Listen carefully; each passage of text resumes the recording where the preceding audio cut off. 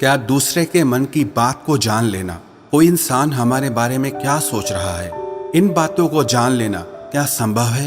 तो इसका उत्तर है हाँ। 100% तो नहीं, लेकिन किसी हद तक आप किसी के भी मन की बातों को जान सकते हैं, समझ सकते हैं। लेकिन अगर आप भी इसे सीखना चाहते हो तो आप इस वीडियो को बहुत ध्यान और समझ के साथ देखिए, और इस वीडियो में जो प्रयोग आपको बताए जा रहे हैं उन्हें आप लगातार अभ्यास करने की कोशिश कीजिए। तभी आप किसी के भी मन की बात को समझ पाएंगे, महसूस कर पाएंगे। वैसे ये सब प्रयोग आपको कोई बताएगा नहीं, क्योंकि बहुत सारे एस्ट्रोलॉजर जो ज्योतिषी हैं वो यही सारे प्रयोग करके आपके मनोभावों को जान लेते हैं। आप जैसे ही उनके पास जाते हैं वो पहले ही आपके मनोभावों को पढ़ना शुरू कर देते हैं। आप अपने बारे में उन्हें थोड़ा बताते हैं और वो आपको आपके ही बारे में बहुत कुछ बता देते हैं। तो आपको लगने लगता है कि ये ज्योतिषी तो बहुत चमत्कारी हैं, इन्हें हमारे भूतकाल के बारे में, हमारे भविष्य के बारे में सब कुछ पता है।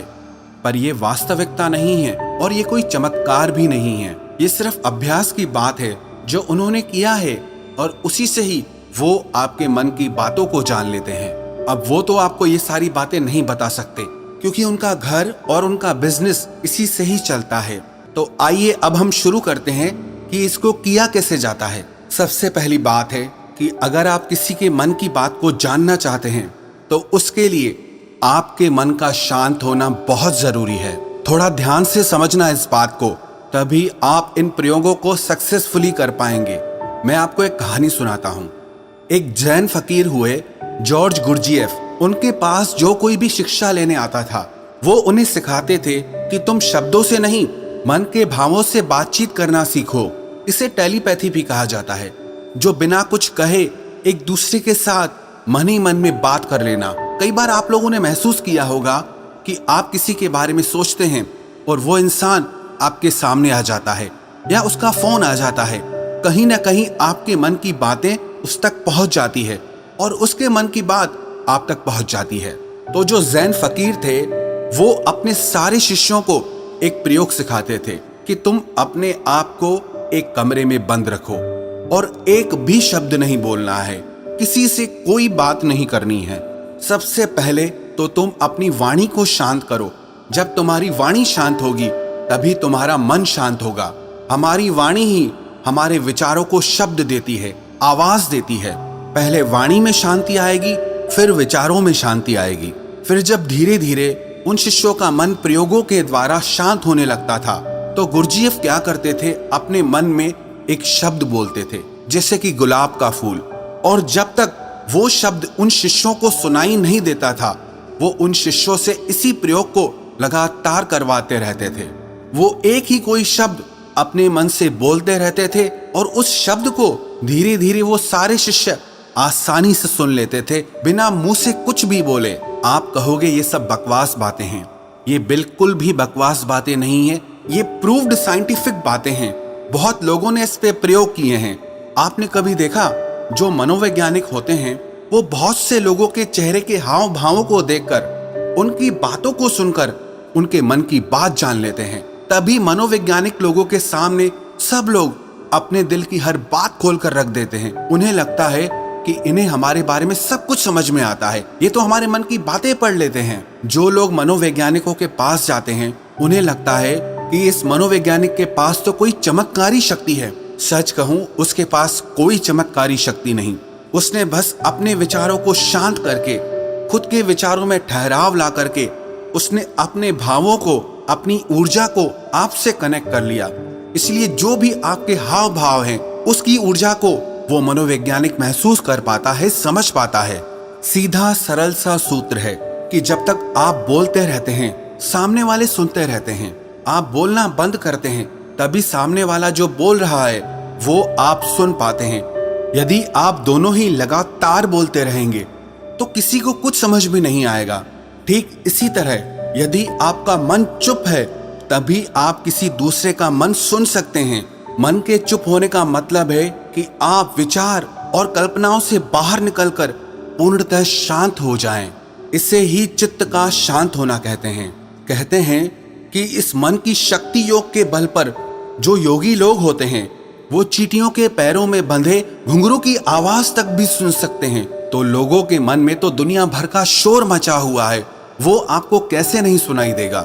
लेकिन इसके लिए आपको एक बात बता दूं, जिन लोगों का मन बहुत चंचल रहता है, बहुत दौड़ता रहता है, ऐसे लोग अपने ही मन की बातों को ठीक से नहीं समझ पाते, तो वो किसी और के मन की बात को क्या समझ पाएंगे।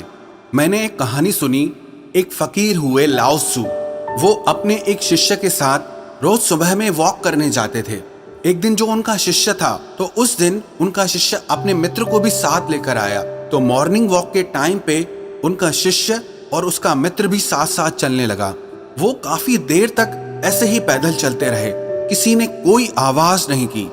जो उनके शिष्य का मित्र था वो बड़ा हैरान हो रहा था कि ये लोग कुछ बोलते क्यों नहीं, इतनी देर से चुप क्यों हैं ये लोग। तो उसने सोचा मैं ही बात शुरू करता हूँ, और काफी समय गुजरने के बाद उसने सिर्फ इतना कहा कि कितनी अच्छी सुबह है, कितना अच्छा मौसम है। जब उस शिष्य के मित्र ने ये बात कही तो लाओ त्सु ने कहा कि कल से तुम अपने मित्र को मेरे पास बिल्कुल लेकर मत आना, क्योंकि ये बहुत शोर मचाता है। वो शिष्य बड़ा हैरान हो गया कि इसने तो सिर्फ इतना कहा कि कितनी अच्छी सुबह है, मौसम कितना अच्छा है, इसमें इसने ऐसा कौन सा शोर मचा दिया। तो लाओ त्सु ने अपने शिष्य से कहा कि मेरा मन अब पूर्णतः शांत हो गया है, अब जरा सी भी आवाज मुझे शोरगुल मालूम होती है। सुबह अच्छी है तो है, मौसम अच्छा है तो है, मैं भी देख रहा था कि मौसम अच्छा है, तुम भी देख रहे थे, तो इस बात को व्यर्थ में बताने का मतलब ही क्या हुआ। मेरे मन में ऐसी शांति भर गई है कि ये व्यर्थ की बातें मुझे अब बिल्कुल अच्छी नहीं लगती, क्योंकि मैं बिना बोले ही सब कुछ सुन सकता हूँ और बिना कहे ही सब कुछ कह सकता हूँ। तो मैं शब्दों को बोलकर और सुनकर अपनी उस शक्ति को क्यों नष्ट करूं। जब मैं बिना बोले सुन सकता हूं, बिना कहे भी कह सकता हूं, तो मुझे शब्दों की जरूरत ही नहीं है। अगर आप भी चाहते हैं कि आप दूसरे लोगों के मन की बात जान सकें, तो उसके लिए आप एक प्रयोग करें। सबसे पहले आप दिन में कुछ समय निश्चित करें कि इस समय से इस समय तक आप कुछ नहीं बोलेंगे, और उस समय पे आप एक आसन में बैठना सीखिए और अपने मन में जरा गहरे झांक कर देखिए कि वहां क्या चल रहा है। आपको कोई प्रतिक्रिया नहीं देनी, बस देखना है, और धीरे धीरे इसे देखते हुए आपका मन शांत होने लगेगा। इसे ही महात्मा बुद्ध ने आनापानसति योग कहा है, जिसमें आपका पूरा ध्यान आपकी श्वासों पर रहता है।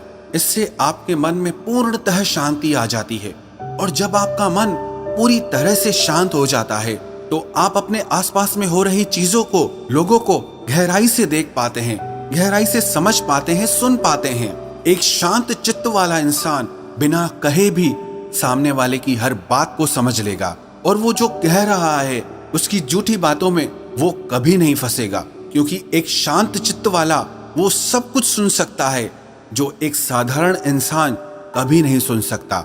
अगर आप भी चाहते हैं कि आप लोगों का मन पढ़ सकें, उनके मन में चल रही भावनाओं को महसूस कर सकें, तो उसके लिए आप अपने मन को शांत करने का अभ्यास करें।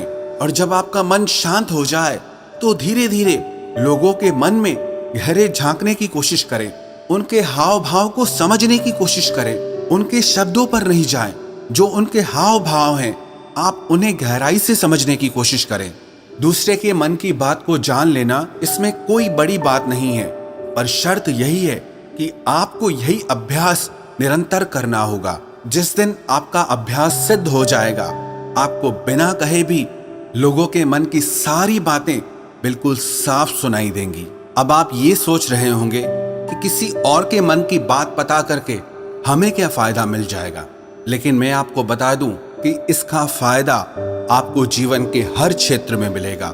चाहे वो आपके रिश्ते हो, आपके क्लाइंट्स हो, आपकी नौकरी का इंटरव्यू हो, जिंदगी के किसी भी क्षेत्र में चले जाओ, अगर आप सामने वाले के मन की बातों को समझ पाओ, महसूस कर पाओ, तो आप जिंदगी में हर कामयाबी हासिल कर सकते हो। इसके बहुत फायदे हैं। इससे आपको कोई भी इंसान झूठ बोल के धोखा नहीं दे सकता, कोई आपका इस्तेमाल नहीं कर सकता, आप हर तरह की भावनात्मक चोट खाने से बच जाएंगे, कोई आपके पैसों को लूट कर नहीं जा सकता। और एक बात मैं आपको बता दूं कि ये प्रयोग एक ही दिन में सिद्ध नहीं होते हैं। इनमें थोड़ा समय लगता है, बहुत ज्यादा तो नहीं, लेकिन कुछ महीनों के अभ्यास से ही आप जल्दी ही किसी के भी मन की बातों को आसानी से जान लेंगे।